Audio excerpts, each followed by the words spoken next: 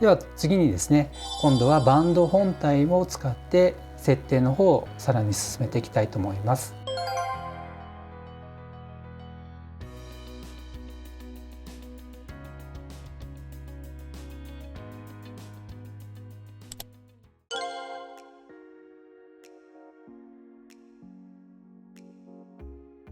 このまず上からですね、スワイプしていただいて設定を押します。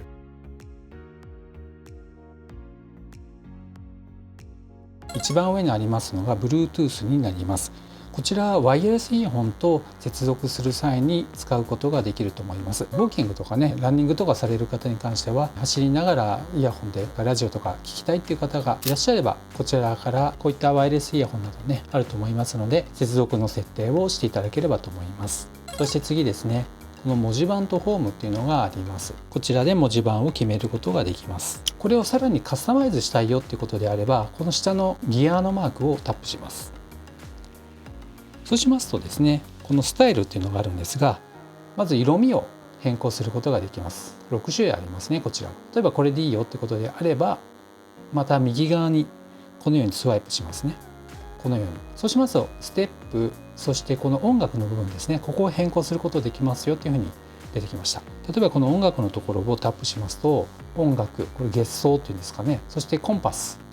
チェンジすることができます。月のところにしていますと、このように現時点での月の満ち欠けに変更することができます。そしてステップっていうところを今押してみますと、高度に変更することもできます。そして歩数ですね、今表示した。そしてカロリー、また活動ですね、何時間ぐらい動いたかっていうことですね。そして現在の心拍数も表示することができますし、ストレス表示もできます。ですのでこの中で自分の好きなものを選ぶことができると思います。でよろしければここでね決定することができます。そしてさらにね、文字盤とホームのところを見てみますと、ここですね、常時表示っていうのがあります。これをオンにしてみますとバッテリーの持続が短くなりますよってありますけど、オンにしてこの常時表示スタイルっていうところを選びます。そうしますとここにねデフォルトのスタイルっていうのがあるんですが、これから選ぶことができるんですね。でどうなるかと言いますとですね、このようになります。これが AOD と言われているものですね。英語で言うと Always On Display になります。タップしてもね戻ります。でこのタップして戻らないっていうこともできるんですね。このボタンを押さないと通常のこちらの文字盤に移行することができないっていう設定もできます。常時表示の部分ですね、ここになります。この上の部分はこのボタンを押さないと再び先ほどの文字盤に戻らなくなります。で今この下の部分ですね、持ち上げて文字盤を表示するっていうようになってますので、このひねりで通常の文字盤に戻ることができるようになっています。多分こっちの方が便利じゃないかなと思って今このようにしていますけども、自分の使いやすい設定に変更していただければと思います。もしねこの常時表示ディスプレイいらないっていうことであれば、これをねオフにしていただければと思います。そしてこの一番下のホームというところあるんですけども、リストかグリッドになっています。標準ではリストになっていますね。これはどういうことかっていうと、こういうことですね。これがリスト表示になります。アイコンの横に説明がそれぞれついていて、この並び順になっていますね。ここから機能を呼び出すことができます。グリッドにするとどうなるかと言いますと、あれっぽくなるんですね。はい、こちらですね。アップルウォッチみたいな感じになりますね。これはもうまんまねアップルウォッチみたいな感じですね。それぞれの機能を覚えておかないと分かりにくいので、ちょっと慣れが必要だと思いますけどもね、こういうように変更することもできます。これでディスプレイのね文字盤とホームの設定が以上になります。そして次にカスタムカードっていうのがあるんですけども、これは今血中酸素、心拍、睡眠、気圧計っていうふうにしてあります。これは自分で今変更してあるんですけど、これはどこの部分かと言いますと、右にスワイプした時にまずこれ血中酸素の部分ですね。そしてこれ心拍、これ睡眠のデータ表示ですね。そして気圧、ここの部分を変更することができます。今は私は4つしか表示させていませんけども、必要なものをさらに追加したり入れ替えたり順番を変えたりということができるようになっています。例えばですね、この並びを変更したい場合よって言ったら、上を押すと順番がねこう1個上になってきますので、その都度ね変えていただければと思いますし、いらないよってことであればバッテンを押していただくと。そして欲しい機能がある場合はプラス、じゃあストレスを追加したい、音楽を追加したい、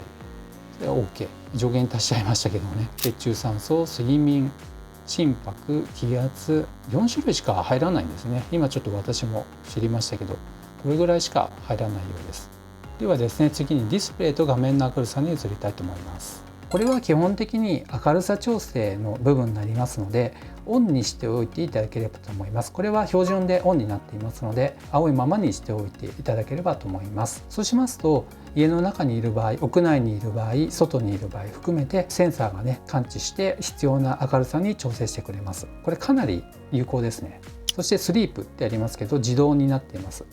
もしくは20秒、15秒、10秒ってなっていますけども、これは何かっていうと、画面がつきっぱなしにしているとね、当然電力減りますので、勝手にオフにしてくれるんですね。でそれを自動にして、その場その場でこの GT ランナーが中で考えて必要な長さを表示してくれるってことになります。短くすぐ消えちゃう時もあるかもしれませんし、長い時もあるかもしれません。自動でいいんじゃないかなと思います。そして一番下、画面の点灯ってありますけど、実はずっとつきっぱなしになってますね。これは AOD 常時表示ディスプレイではありません。ずっとついている理由は、この画面点灯っていうところをオンにした場合、ずっと点灯してくれるので、こういった紹介をしている方にとってはずっと画面ついてくれるっていうのはありがたいんですね。ですので、この画面点灯時間を20分間ずっとつきっぱなしにしますよっていう設定になります。これ調整できますね。5分刻みでね、こうやって調整することができます。で次にサウンドとバイブレーションってありますね。これ着信音ですね。スマホの方に着信があった場合、通知して教えてくれるわけですけども、その着信音の設定、ボリュームですね。結構ね、下がりますね。そして次ですね、ワークアウトの音声案内。これはワークアウト中に、これスピーカーの穴なんですけども、音声で今からスタートしますよっていうのを英語で教えてくれるんですね。で1キロごととか必要に応じて音声で今の状態を教えてくれるんで、全部英語なんですけども、教えてくれる時の案内ですね。ボリュームどうしますかっていうことになります。これ一番最初デフォルトで一番大きくなっているんですけども、めちゃくちゃ大きかったですね。他の人がね、知らない人が他に近くにいたらちょっとびっくりされるかもしれませんので、ちょっとね、低めにしといた方がいいのかなっていう感じがします。全然周り人がいないよっていう方は一番大きくしといてもいいのかもしれませんね。そして通知の明動制限ですね。オンにした場合ですね、終日一日中っていうことなんですけども、そうするとこちら一切通知が鳴ってくれないんですね。ですのでそれはまずいよってことですので、どのぐらいの時間通知を制限するか。例えば寝てる間別に通知いらないよってことであれば、開始時間、例えば夜の22時から朝の6時まで通知いらないよってことであれば、このように開始と終了設定していただいて、ここをですねオンにすれば、この時間帯通知一切鳴らなくなります。これはやっといた方がいいかなと思いますね。次はバイブですね。強い、弱い、オフになっていますけども、強いにするとブーブーと長くバイブが揺れてくれますね。弱いはコンコンって感じですね。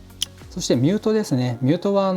消音ということですので、音を一切鳴らしたくないという方はオンにされてください。そしてクラウンの触覚フィードバックですね。ここを回した時のクククククって感覚がきます。 iPhone 使っている方はこのハプティックエンジンですね、ここのタッチ ID でコクククっていう反応があると思うんですが、その感覚と似たようなものがここに今振動で伝わってきます。コククククといいですね。この感覚気持ちいいですね。そしてユーザー補助とありますね。これは装着時にのみ通知を表示とありますね。これは賢い機能だと思います。ウォッチが装着されていることが検出された場合のみ通知が表示されますとありますので、腕につけていない状態ですね。これで通知がバンバン来ても結局スマホで見ているよってことが多いと思いますので、こっちには通知しないよっていうことになります。ただここに置いといて作業したいという方にとっては通知来てくれるとありがたいわけですね。ですのでこれを必要に応じて装着時にのみ通知を表示させるかさせないかということになります。次に機能ボタンというところなんですけども、これはしっかり設定しておいた方がかなり便利になると思います。ショートカットすることができます。ここのボタンのことなんですけども、これに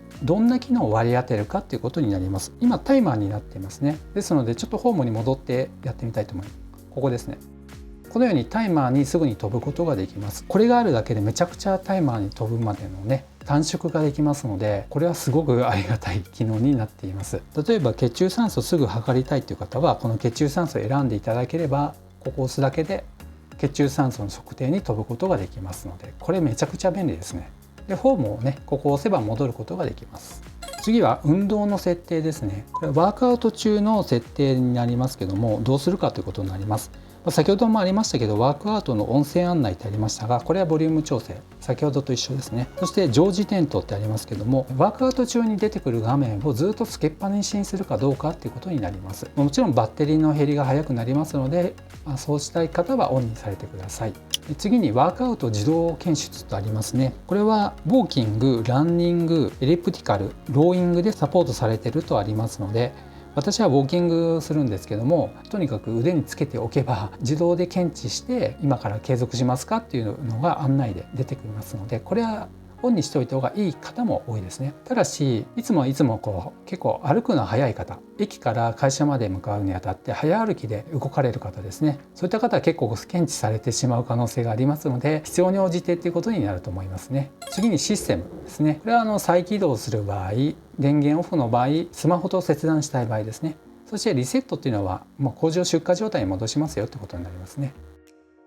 ということで、大体ですね、一通りの流れということで今ご紹介しましたけども、もちろん全部ね紹介できているわけではありませんので、これからゆっくり触ってみて、いろいろとにかく触んないと覚えませんので、もう触って覚えるっていうことで是非やってみていただければと思います。では本日は以上となります。この動画が良かったという方は高評価、そしてまだの方は是非チャンネル登録をお願いいたします。次の動画でまたお会いしましょう。さよなら。